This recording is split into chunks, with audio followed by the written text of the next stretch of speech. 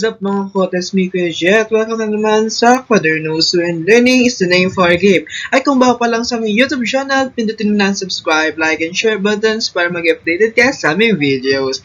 And for this lecture video, nandito na naman si Kuya Jet at nagbabalik ako para sa ating lecture video series ng ating 21st century literature from the Philippines and the world. Kung nakikita nyo, diba, parang familiar yung picture or yung image na nakikita nyo sa ating screen dahil ito yung karaniwang na nakikita natin sa mga movies or sa ating mga sinihan or cinema na pinapalabas bago magsimula yung isang palabas na papanoorin natin. Dahil nga ito ay ginawa o produce noong 21st century. Kapag sinabi natin 21st century, ito yung mga works, literatures, and art forms na ginawa noong year 2001 up to the present. So, ito yung 2001, 2002, 2003, and hanggang maging 2021, which is happening right now. Lahat ng mga pinoproduce ngayon na mga cinema, mga movies,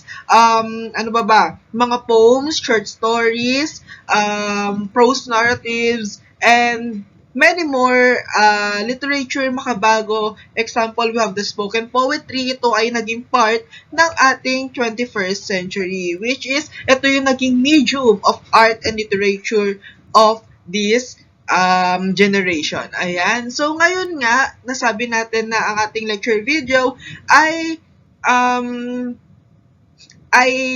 about sa ating 21st century. So, pero bagong lahat, ang ating module 1, ito ay magkakaroon tayo ng 11 modules part, pero hindi ko sure kung gaano aabutin yung ating per parts. Ayan, kasi ang isang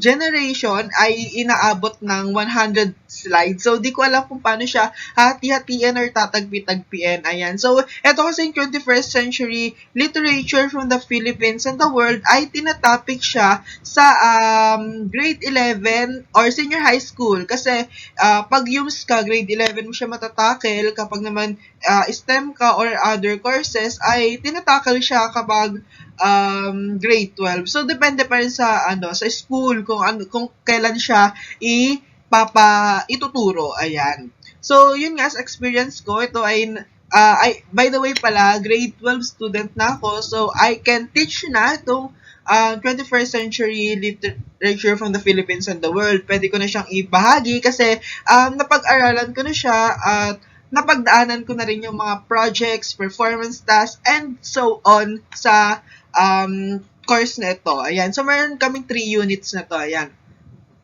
So, ano nga ba yung ina-expect natin sa 21st century literature from the Philippines and the world? So, yan na nga. Based on our title, sabi natin na na galing siya sa literature ng Philippines and the world. So, Pilipinas at sa buong mundo. So, bago ang lahat, kailangan nating malaman kung ano-ano nga ba yung mga naganap o yung mga nangyari bago mag 21st century. So, magpa-flash forward, flash backwards tayo. Ayan. So, babalikan natin yung ating mga pinag-aralan nung tayo ay junior high school. So, babalikan natin kung ano ba yung nangyari noong pre-Spanish era, nung Spanish era, American colonization, Japanese colonization, and so on, hanggang dumating tayo sa Rebirth of Freedom, bago, yun, malalaman natin mamaya yung pagkakasunod-sunod ng mga yun, which is makakatulong sa pagsasagot ng inyong mga modules. Ayan. By the way, yung links and references natin ay ilalagay natin kapag natapos na natin yung pinakadulo ng PowerPoint presentation na ito. Ayan. So, ano nga ba yung title ng module na ito? So, this is module number 1, which is the geographic, linguistic, and ethnic dimensions of Philippine literary history from pre-colonial to the contemporary time. Ayan. So, dito, pag sinabing geographic, malalaman natin kung yung location. Ayan, kung saan siya nagmula, yung isang bagay na yon. Kunyari, sino nagsimula ng kwento nito, saang lugar, saang ginawa, yun yung pagsasabi natin geographic. Pag naman linguistic, iba-iba kasi yung mode of language na ginagamit ng ating mga writers, sa mga directors, and so on. So, merong gumagamit ng sa wikang Filipino, meron namang gumamit ng yung alpabetong baybayin, meron din gumamit ng wikang Ingles, may Espanyol, meron din namang Japanese. Ayan, kung saan ay malalaman natin, masusuri natin kung kailan at anong period of time nagsimula yung ating tawag doon, yung ating isang literature. Ayan. Ay, yung ethnic dimensions naman, ito yun sa mga pangkat etniko na ano natin noong tayo ay junior high school pa lamang. Ayan. So, ito yung malalaman natin dito kung ano-ano yung bawat literature na ginawa ng isang tribo, ng ating tribes. Ayan. So, ano-ano ba yung mga mga literatures na nagmula sa ating mga Aitas, sa mga Mangyans, and so on. So, nahati siya. So, dito, malalaman natin ito, makikita natin ito sa napag-aralan na natin yung epiko. Ayan, di ba, mayroon tayong epiko ni Biyag ni Lamang, at marami pang iba. Yung mga alamat ni Maria Makiling, which is sa ating Calabarzon Region 4, Calabarzon Region. Ayan. So, galing siya sa Laguna. Isa siyang alamat or legend from Laguna. So, ganun lang yung pagdidistinguish ng ating gagawin para sa module na ito. Ayan. So, kung meron kayong mga katanungan or meron kayong mga questions and clarifications which you need sa inyong mga modules and online tasks, don't hesitate to comment it down below kasi we will answer them. All gagawin namin yung best namin to answer all your inquiries, your concern, and whatsoever na gusto nyong malaman. So, ano rin sa ating sa ating 21st century literature na course. So, yan. So, more on genres tayo dito. Magkakaroon din tayo ng movie adaptation. Tapos, meron din dito ma-entertain nyo kung paano mag-spoken poetry, yung mga literary genres sa Netflix. Ayan, kung meron kayong Netflix. So, excuse me.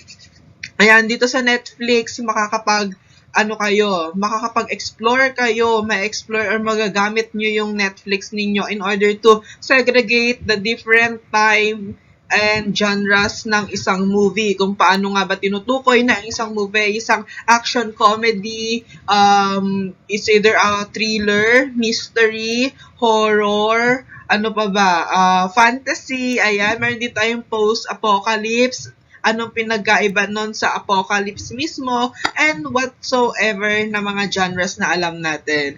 Yan, which is malalaman din natin dito sa 21st century, mapag-aaralan dito yung rated G, rated PG, rated SPG, which is the appropriate content for the viewers. Ayan, dahil nga umusbong ang ating television, yung iba't ibang mapalabas sa ating mga movies sa 21st century na rin. Ayan, so more on dito iikot ang ating topic. So, itong ginawa kong lecture video is 8 minutes of introduction lang, which is summary ng ating malalaman para sa 21st century literature. So, yan. Nasa slide number 2 pa lamang tayo out of 147, and I will leave you here and see you sa ating part